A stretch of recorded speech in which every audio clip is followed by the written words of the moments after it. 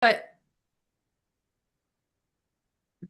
I think I absolutely thoroughly enjoyed the end of this book and the segment and a lot of I don't have all my like notes or key takeaways, so I'm just gonna kind of wing it. But I really enjoyed the story of Winston Churchill and just how he balanced, I mean, so much, right? He was such a pivotal like individual in our history. And so I just think it was very interesting to see how he painted, he took his quiet time, and how he balanced that with literally, like being a leader in the world during such a tumultuous time. And I did actually like the idea where they said that back then men and women did not even like or spouses didn't even like see each other until like afternoon, so that way they had their mornings to each other. Man, I was like, yes, I love this idea. I love my morning quiet time. How do we make this happen?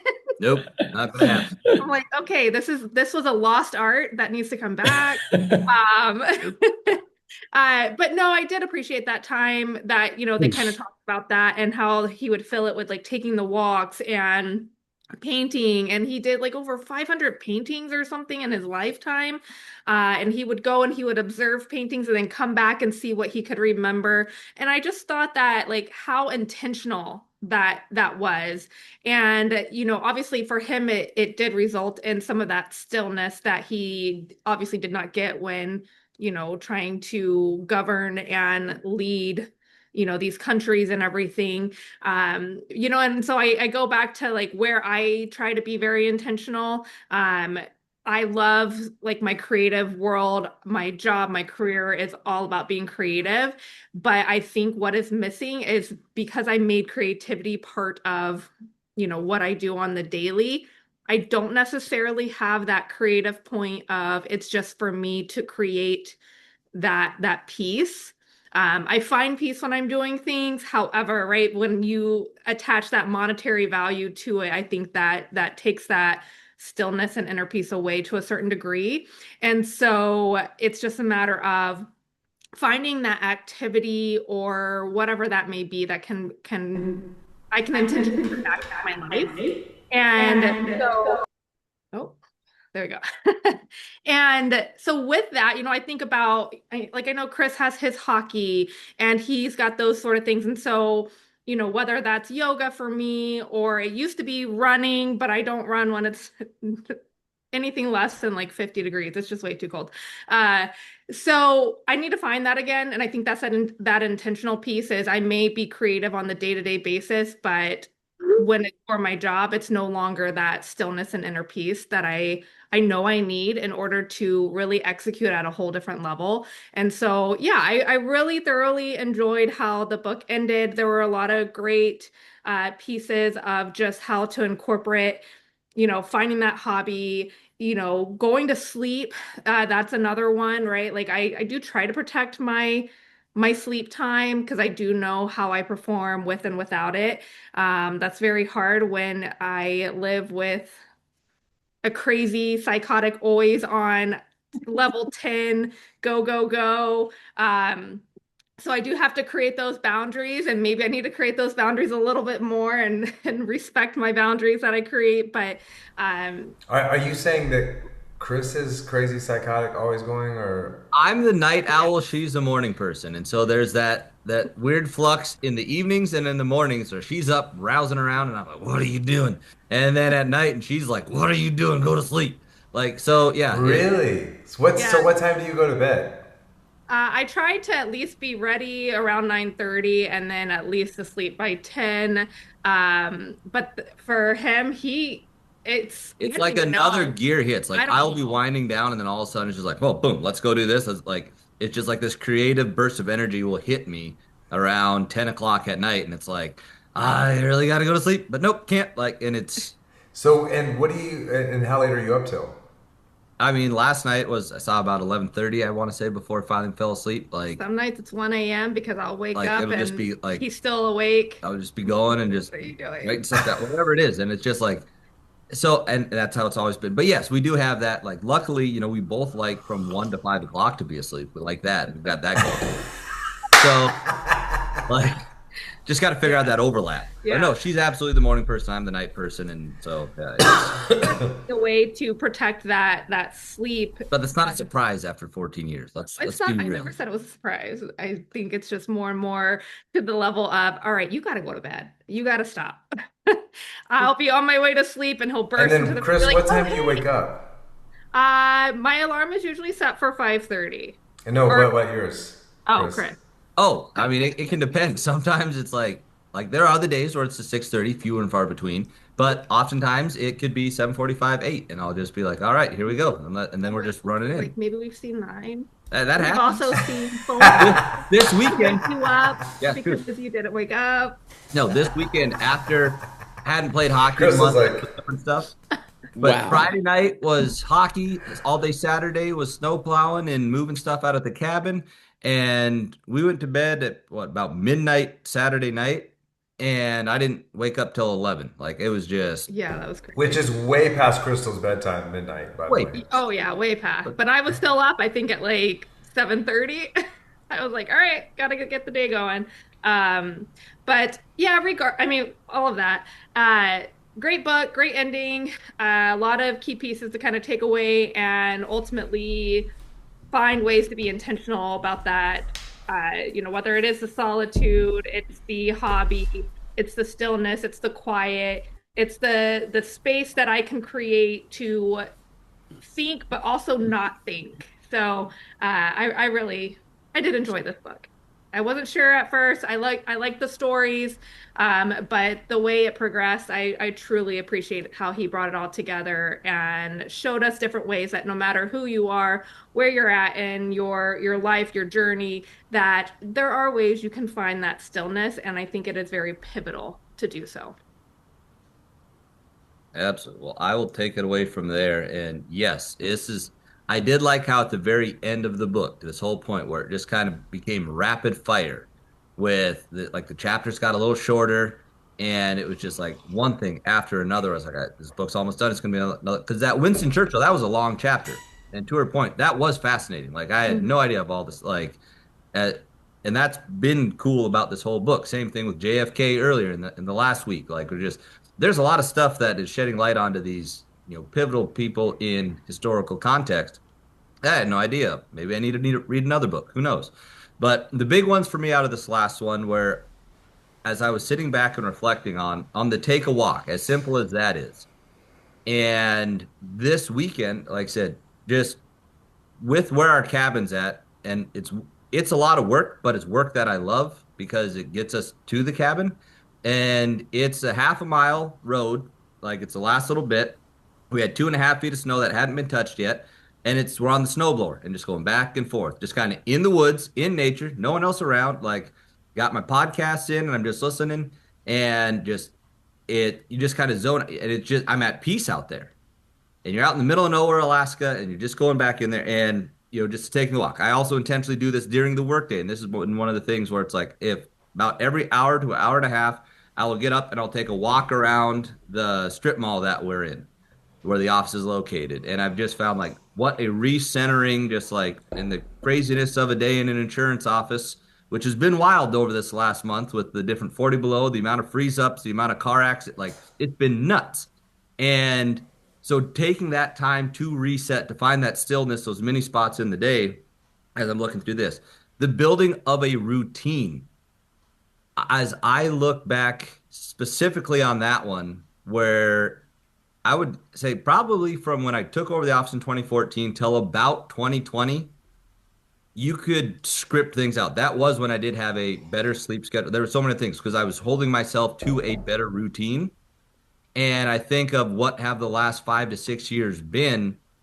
And part of that's just been in this evolution journey, pulling myself out of the office more and a lot of the different things that have taken place there.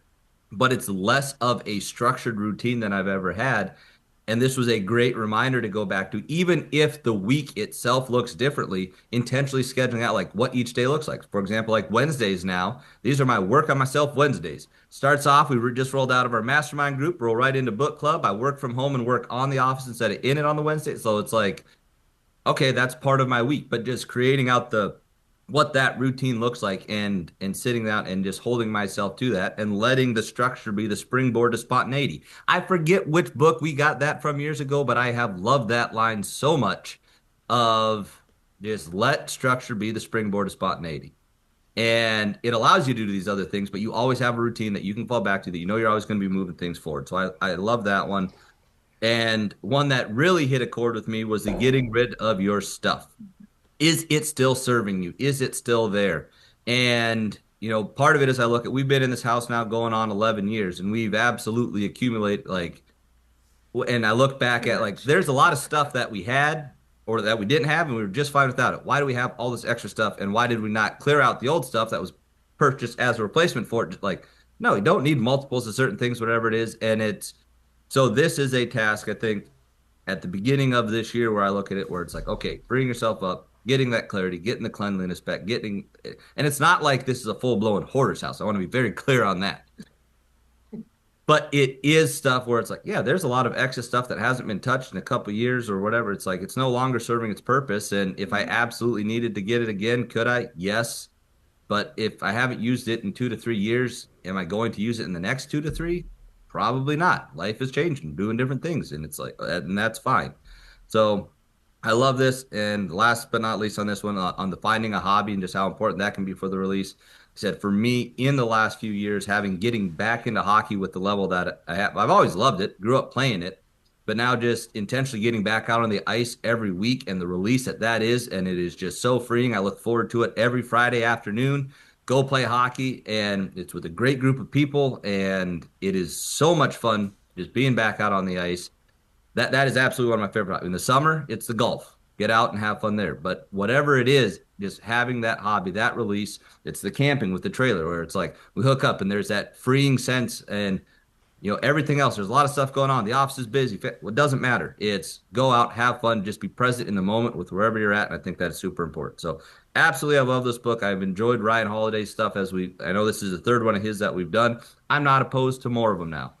And it's timed out perfectly with he started showing up in some of my different feeds and reels. And again, the phones know and been loving his content as well. So great stuff. I love it. Thank you very much. I'll jump in quickly. I think, I mean, I did love the end of the book. I was telling them I didn't take too much notes because I was reading it in random places, but I was highlighting a lot. I think the biggest one um to me was the say no. Man, I want to say no to a lot of things, but I think as a recovering people pleaser, I would say Lies. no, I do want to. I just don't sometimes. As a recovering people pleaser, I would say the times and now I want to say like in the last 2.5, maybe 3 years, where I have started saying no to certain things, whatever it is. It could be hanging out with friends. I always ask myself, my motto is like, what does Lola want? Like they could be peer pressuring me, like, come on, let's go, let's do it. We haven't seen you in weeks. But if I always ask myself, what does Lola want? And if it's not a hell yeah, then it's a hell no. Like I'll say no. Why not? Because I don't want to, and then it's what I've realized is that now that I'm upholding boundaries for myself or for certain things or whatever, now it's a problem. Like now I'm a problem because I say no or whatever. And it's like, well, I want to honor myself too. So that was like the big chapter that hit me. The other one was being like a human being, just like embracing more things. I used to was trying to take dance lessons and learning all these languages and stuff like that. And I stepped away from that and getting to the end of this book, especially after this weekend when we did that whole replenishment exercise with Andrew. Um, it just made me realize that I kind of let go of a lot of things that fulfill me too, like or that make me happy. And now I'm just always so, you know, on in a certain bucket, right? Because I have like different responsibilities in different buckets. I'm always so on in certain buckets, and then I don't do anything, or if I do, it's very like nothing. Like this morning, I told myself I'm going to tennis, and I woke up super tired, and it was windy and it was kind of cold, and I was like, but you know what, I'm gonna go. And I did not have the best attitude when I got there, but I was so excited when I left, and I was like, I want more of this. I want to feel more of this. And I do go to tennis a lot, but I just after reading all this, I want more of that, like more of that feeling, like I could literally feel, how they say like when you exercise, the chemicals, like the happy chemicals come up, and now all of a sudden you're like, oh, thank God I came, or I could literally feel the chemicals uplifting my spirit when I was out there this morning. So I really did love this book. And what other the only other thing I would say, excuse me, um, the going to sleep thing. I feel like I got that right. I don't have I do go to bed late, and I wake up early, so I don't get like a long time to sleep. But what I was telling Jay over the weekend is like I literally take a nap every day, every single day, whether it's 15 minutes or like 30 minutes. Last week, I literally texted him and Justin in the middle of the day, like, guys, I can't function right now. I'm gonna take my lunchtime to sleep. And I think that's important, right? Because otherwise, they know I'll get grouchy or whatever the case is. But um, the other thing that Chris mentioned was the get rid of everything, or like get rid of the stuff or whatever.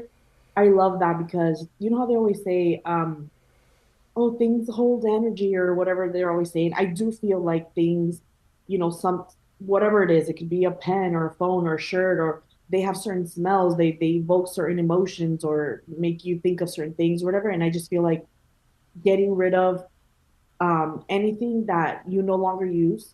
I always have to do a spring cleaning like 3 times in my closet because I go through it the first time, toss a lot of stuff out. I go back through the second time, and like, why didn't I throw out that the first time when I know I haven't touched that in like 9 months? Um, but yeah, I think that brought up the idea that I need to do an early spring cleaning this year, get rid of some stuff. And even not just like physical stuff too, but just things that like they were saying, when you go shopping or when you're buying clothes or when you have a car, whatever, get the things that don't just attract like the looks or like, oh, this, oh, she's got the status or whatever, but get things that make your life easier and less complicated and cleaner, I guess. Um, Loved it. Can't wait to get the next one. And that's that. And Chris, it looks like the sun is coming up a little earlier in Alaska now. It's usually black the whole call. That is how seasons work, Jay. I thought it was still early for the sun to come out. I thought it was through February that you guys were pretty dark till like 10 o'clock. So it's no, we'll like here in about 20 minutes, it's gonna be fully daylight. Like it'll be coming back out again. So yeah, we're getting back. Like the December's the worst of it. Here, the end of January, like we're a month away now. Today, a month away from the shortest day of the year already. So yep, it's coming back. It's wonderful. Like I always say, February 14th. That's when it's like you've kind of busted through. It's light in the mornings. It's light when you're getting off at work at the end of the day. It's like, all right, that's when it's starting to feel normal again. Valentine's Day. Wow, that's awesome. That That's a nice little Valentine's gift. it is. It's woohoo. Hey Shannon, good to see you again. Hello. Thanks for joining. One out of 125 people. It's amazing. Well, I knew if I didn't show up, I haven't read the book, obviously, because I Okay. just learned about it, but I was like, if I don't show up this week, I'll probably push it off every week and make an excuse. So I thought I'm just Yep. gonna show up and listen. Good for Yep. you. Someone's got to give Arlene a hard time. Arlene actually sent me a voice note. She was like, "Oh, I have to work or whatever. Maybe you can play my little voice note for you guys." So I'll try to play it at the end when everyone's done. Okay. You can play it. Okay, let me try to play this. She sent it Isn't to me she on working from Facebook. Destin? Arlene is a hoot. Like we were in the house with her, and I don't know if I told you or not, but we had some lady come up that was rooming with her in one of the houses in Destin, and she was coming up explaining that there was another girl in the room with them, and she was like, I don't know, I'm just not sure if I can handle this Arlene girl. She's a lot. Right in front of Arlene, right? And Arlene, like, without missing a beat, was like, she's correct. She's right. I am on. Let me see. Let me tell me if you can hear this. Hello, hello, Lola Yeah, and perfect. everybody from the book Yes. club. It's Arlene coming in. I just wanted to add my 2 cents to the final Stillness is the Key. So, as you know, I was a little bit behind you guys, and being the freshie, and I finished reading the book last night. I basically, I kind of cheated. I jumped ahead to read the last 4 chapters because I was still behind because of the event in Destin. I didn't. I did. Truth be told, I did not read one page in Destin. I was running around with my head cut off, as you guys know. It was a joy to meet a lot of you guys. What I wanted to say about the Stillness is the Key, truly, was the perfect book for me to read in this phase that I'm in right now, called Let's Stay Calm, Arlene, as an ADHD person in this phenomenal company. Like, hard to keep your eyeballs not dilated. And there's just so many takeaways. My takeaway is I need to read the book again. Like, there were so many pages that was earmarking, but because I'm going to the hair salon to work right now, I don't have time to go through it. But I will be going through those again for sure, because it's just such a powerful book. And to add to the next book that we're reading, that the next book we're going to be reading is one of my favorite books, period. So, and I've read this before, and there's a long story with that, but I just wanted to say thank you thank you, Lola, and just thank you guys for all you do to keep this book club going. I'm so sorry. I'm like, because I arrived late last night, I'm a little bit panicky and getting my stuff to the salon today right now. So yeah, thank you for this book. I loved it. I think everybody in the world should read it. And I'm going to look into other books by Ryan Holiday, because I love the way he writes. I'm just trying to think of a takeaway, but I can't think right now because I'm going to work. But yeah, I'm going to read it again, basically. It's such a great book. Okay, thank you. She's so funny. She's so funny. I could jump in. If I'm going to try to get through this, so I apologize. Hopefully you guys can understand what I'm saying. I'm not on camera to spare you all from what I look like at the moment, so I apologize for that as well. So a lot of the things that I was going to say, actually, you had already touched upon, Chris, and Lola, with taking a walk. I actually had one of my goals. I don't like to give myself goals for the year, but a semi goal, I guess, for New Year's was to get rid of my stuff. I have a lot of stuff, like to the point where I'm one person now, and I have a storage unit and my apartment that has a den, all the storage and everything like that, and they're all filled with stuff.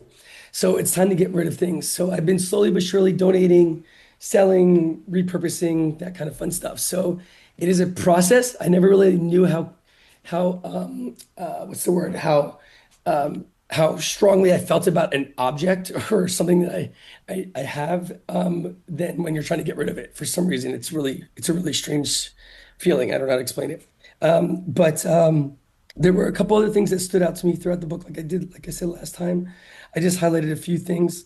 Obviously, you guys touched upon getting sleep. I'm not good at getting sleep, except for this weekend. Apparently, I did pretty well in the car ride a couple times, apparently with Jane and Lola. So other than that, I'm not usually good at getting sleep. But I thought that they were great. He says in the book, the greats, they protect their sleep because it's where the best state of mind comes from. So I think that it's important, and I do like the whole recharge and reset, but I am lucky if I get maybe 4 hours of solid sleep a night. And then I feel recharged after that. But anything over that, I usually feel groggy and gross. So I think I'm gonna start taking maybe like naps or something like that, and focus a little bit more on that, what that looks like for the remainder of the year. And the same thing with finding a hobby. I have always had a routine for a really long time. And then when life changed a couple years ago, all my routines and everything kind of got messed up. So I too agree with Chris. It's time for me to get back into that.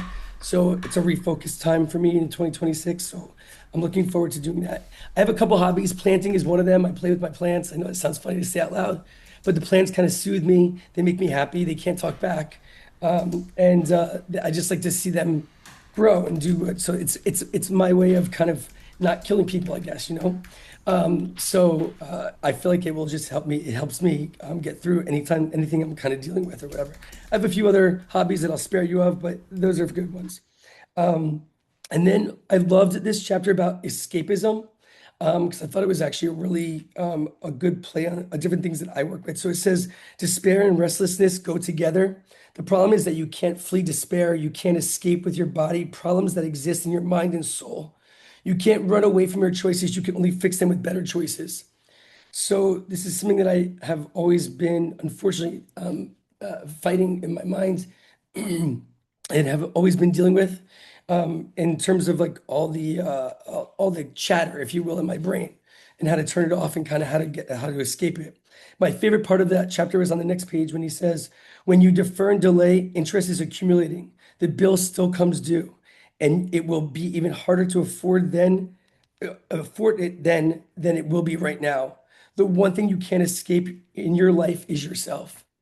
So I just thought that was powerful because again, it speaks to me, and situations I've been dealing with for a very long time.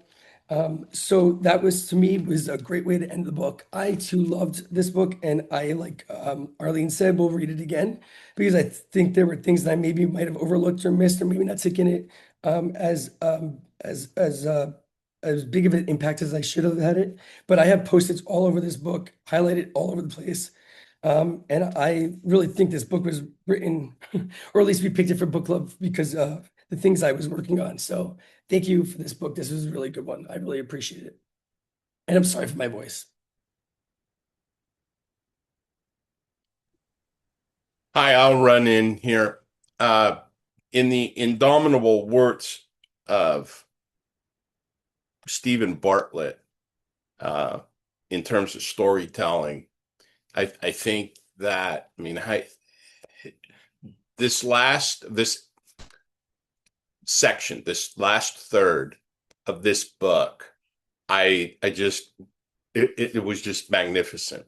Yesterday, flying home from Fort Walton, we were upgraded massively by the ticketing agent, and I was able to listen on the flight from Fort Walton to Dallas in that comfort of that really nice seat. I was able to go on Audible and listen to the last third of the book. And I put it up to 1.2 speed. 1.1.5 speed is just makes me feel hyper trying to listen to it all. But 1.2 is just perfect because you can get that speed, you track, and you flow. And I've read Churchill before. I've read some of his biographies, and it was an incredibly amazing and brilliant and deep soul. But you know, from what I've taken away in this last, I would just say Act Three of this magnificent book is that it actually showed it was like uh, a mind map of where I have been over the last many years and where I've been and where I'm coming, you know, and what I'm coming into. And so it was a lot of affirmation. And in terms of the storytelling, you know, I would say over the last 3 years have been a movement towards normalcy, but the previous 4.5 years for me and Kim were very tumultuous um, in terms of family litigation. And Shannon heard a little bit of our story the other day, and we were able to share in Destin. And um, you know, that has a way of really messing you up. It was family litigation, it was full on, and where you think that you can tell the lawyers, don't call me on Monday and don't call me on Friday with bad news, they call you. And so you're spending your weekends dealing with it. You're getting blasted on Monday. And this went on for 4.5 years. The good news is we prevailed. So that's all great. But the toll that it takes, and then being able to see, especially in this final Act Three of this book, to be able to see yourself in how you look at your practice field of your life. You use that metaphor where in the springtime it's green, and by the fall and the winter it's turned brown, and maybe there's a lot of cleat marks and there's no longer any grass. And to be able to see now the areas of green coming back to that practice field of my life. So by listening and to, you know, Churchill's life again and getting that revisit yesterday was amazing. I mean, just between his scotch and his cigars, where he would be smoking in his pajamas. I don't know if he'd be having a glass of scotch first thing in the morning, but over the paper or his papers in his pajamas at his desk in his bunker. He had such a character. I don't necessarily smoke cigars over bacon and eggs in the morning, but the bottom line is that I mean he was an amazing person.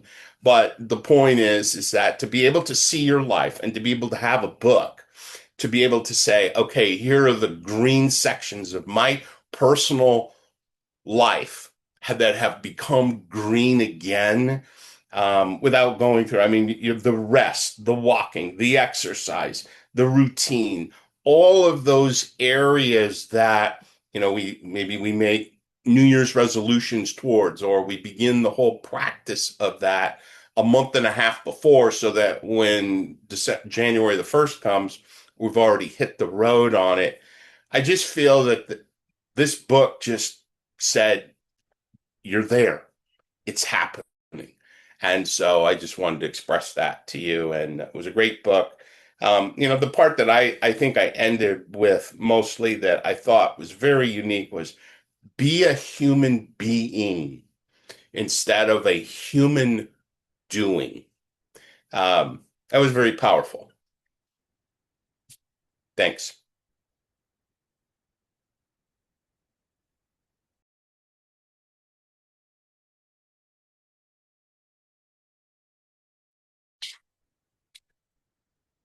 Yeah,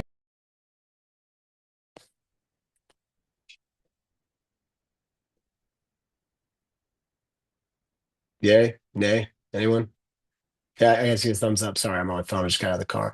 Yeah, I'll just in general, I really like the book. I like Holiday, the way they're short, sweet, and he always opens almost every chapter with a